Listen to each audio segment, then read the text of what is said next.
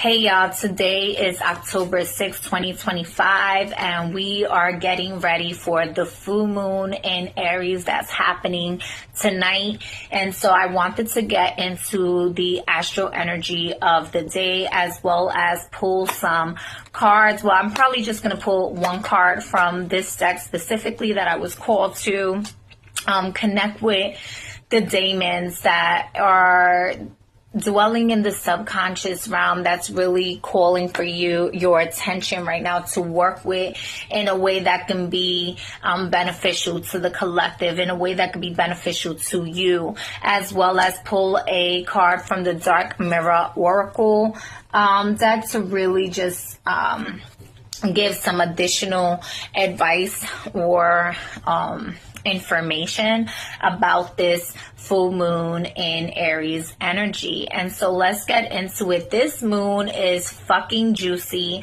The moon ingressed into Aries last night. And so in the middle of the night, around 2 a.m. Eastern Standard Time, we had the moon sextiling Pluto in Aquarius, which is giving like massive sexy time energy. It's really like, fuck what you heard, what you really about. Like, you know, I hear what you're saying. I listen to your nonverbal cues, but I'm also paying attention to your walk, to what it is that you are doing and how you live your life on a day-to-day. So with that being said, this is how I'm choosing to operate in any energies that is not and like allowing you to kind of reclaim your power back from like people, places, situations, things, contracts that is not really serving you, right? And claiming your power back, really honing it from all timelines, realms, and dimensions back into your now moment, and utilizing it in the spaces where it like puts a battery in your back to motivate even like your fears, to become courageous enough to do what it needs to do to move forward, right? In the spaces where you're like, I'm no longer going to let this take my power away from me. Essentially, this is great for like sex magic, tantra, shadow work, diving deep into your passions and your creativities. I wouldn't be surprised if like a group of y'all decide to like have a secret meeting about something that y'all want to build and establish, you know, to put out there for the collective as an opportunity later or something like that. Just really in that energy of creativity. In the same respect, this is also like rebelling against any system that is feeling like it's intrusive or getting in your way. This is doing like protection magic. This is doing any form of magic or even getting into like the occult and whatnot. This is a lot of identify, like allow me to reintroduce myself type energy. Also, it's like the love making between your shadows and your light coming into integration with oneness, essentially with the moon and Pluto. This is also like dark psychology getting into play and whatnot. So some of y'all, like I mentioned, the deep shadow work in that space, dancing, essentially dancing with your shadows and utilizing them to work in your benefit. Then we have currently it is actually 12:43 Eastern Standard Time, and right now we have Mercury ingressing into the sign of Scorpio, which is also just amplifying this energy with the moon in Aries and the sextile that happened in Pluto earlier. Also, we have Lilith in Scorpio, and so this is really allowing us to connect with the divine mothers and our shadows in this way, going deep into the womb space to uncover secrets, whether it's occult secrets, whether it's, you know, secrets of our DNA or like people that's closest to us. This is really, so a lot of communications, either secrets can be told, to be like kept. For example, a friend can be telling you a secret for you not to tell anyone. And so it's a secret that is being told to you, but that is not to be shared with others. That type of energy can be playing out for you in the collective, or it could also be that some big information and comes to you in regards to some secrets being told, in regards to like sex, in regards to maybe even coming across information about certain abuse, and like maybe somebody wants to go into some deep healing realms and somatic healing and breath work to heal certain traumas, maybe from like domestic violence, abuse, or just any sexual abuse or anything like that. And I know these are like really big trigger words that I'm using, so I'm just keeping it really blunt, and I do apologize if it's uncomfortable for anyone to hear. It's very important that we get to really recognize our triggers, and really with Mercury ingressing into Scorpio, it's really going to be triggering us, but it's also for us to be able to learn to identify what our triggers are, what gives us anxiety, what brings us discomfort, what type of healing solutions do we have around. And remember that when I do the daily astrology, I'm doing it for personal development, as opposed to like sharing about like global news. With the astrology, it's more so how can you utilize these energies, the planets and the transits in your day-to-day life. And when it comes down to the Mercury energy, working with Scorpio, this is really getting into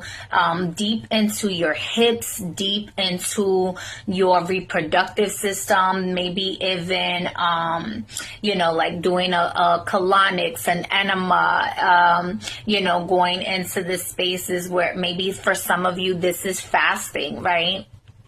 Nonetheless, this is also, it could be a bit troublesome with Scorpio, and all this fire energy going on. A lot of y'all may be really reactive or impulsive and whatnot.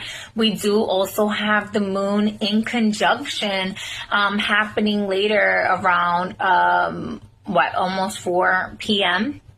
To Mars. And again, with Mercury being in the sign of Scorpio, and the sextile to Pluto, there's so much creative energy that's out there. And so you may be wanting to like rush your process, and there's a big emphasis about like patience, but also like not skipping out on the opportunities that's being presented to you at this time. So just balance out or recognize and identify where your energy levels are at, so that you don't burn out, especially because this is such a powerful energy that you want to take advantage of, that you don't want to end up just not doing anything at all because you're tired, or you're burnt out, or you're overwhelmed, or you're filled with anxiety, you're filled with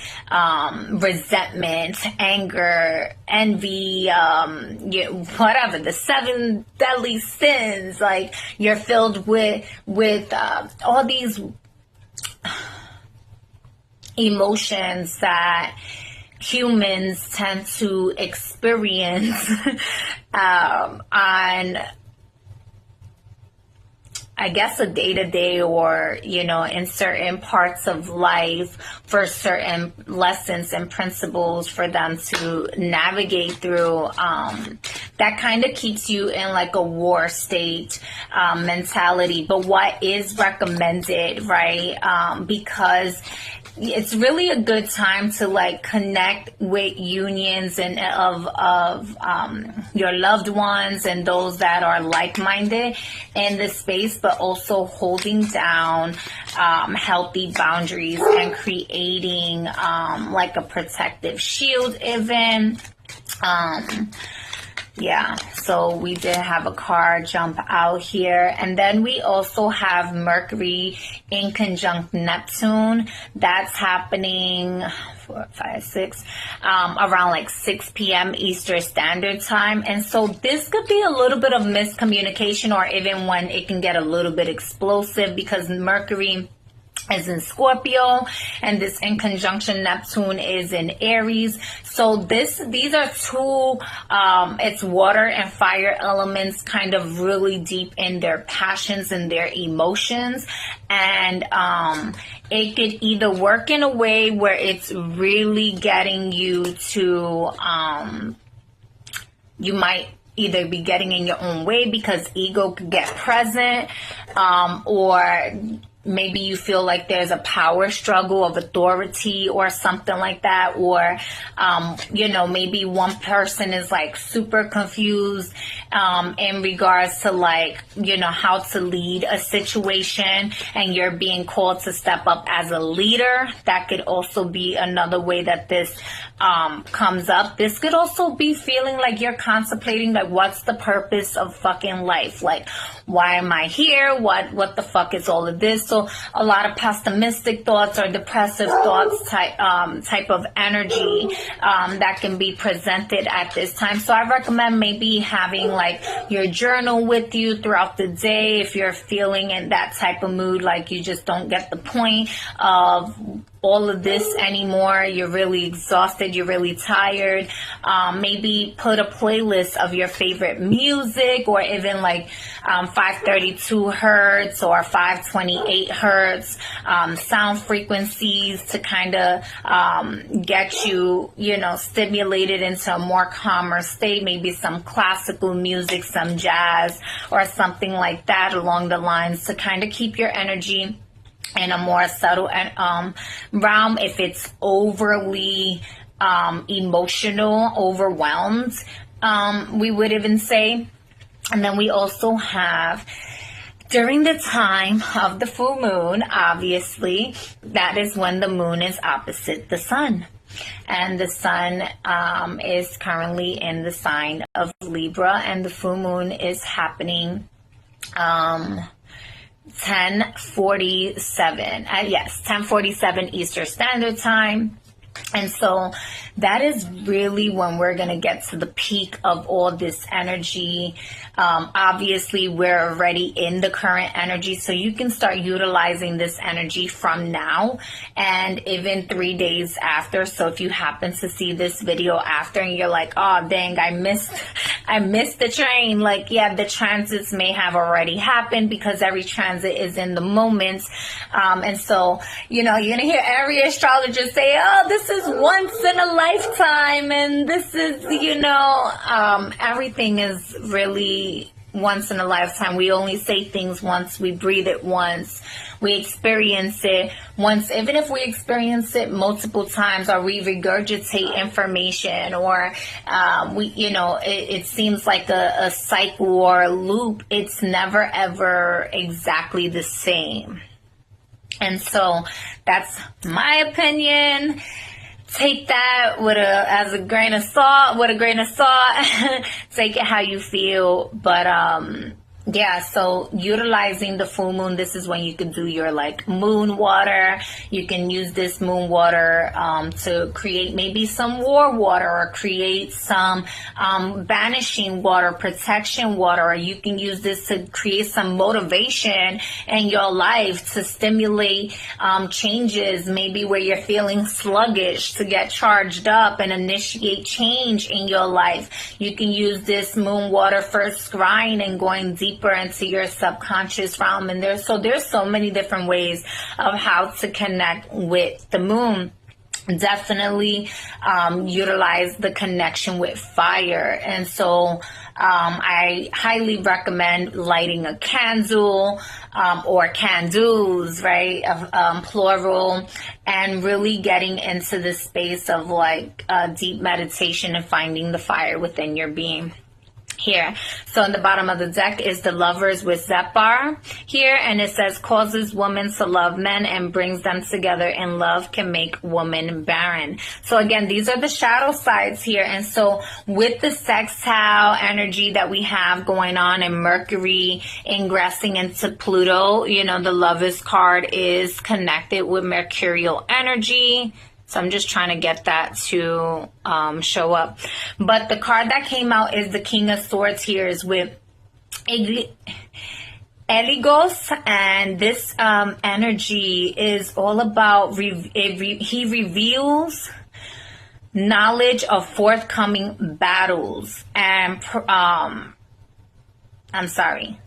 he reveals knowledge of forthcoming battles and procedures of favor of lords and kings. And this is the card.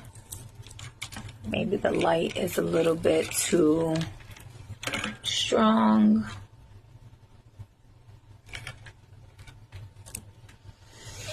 All right, so clearly there's information about where the battle in your mind is at, where the battle in your body is at, where the battle with your spirits is at, where your battle with the collective is at. Information is going to be exposed on a collective level of more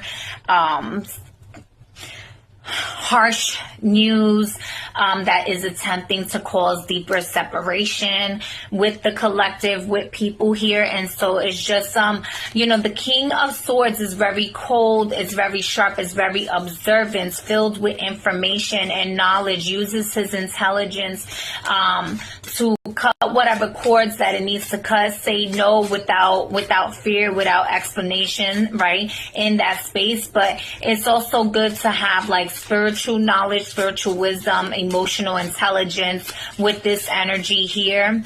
And so, you know, getting into the space where your shadows are telling you some deeper secrets from your subconscious mind about, like, you know, maybe certain psychological wars or traumas that you may have been dealing with that you weren't really allowing yourself to pay attention to. What's in the dark mirror here for the collective before the time calls out? I'm going to actually pause this until I get a card here.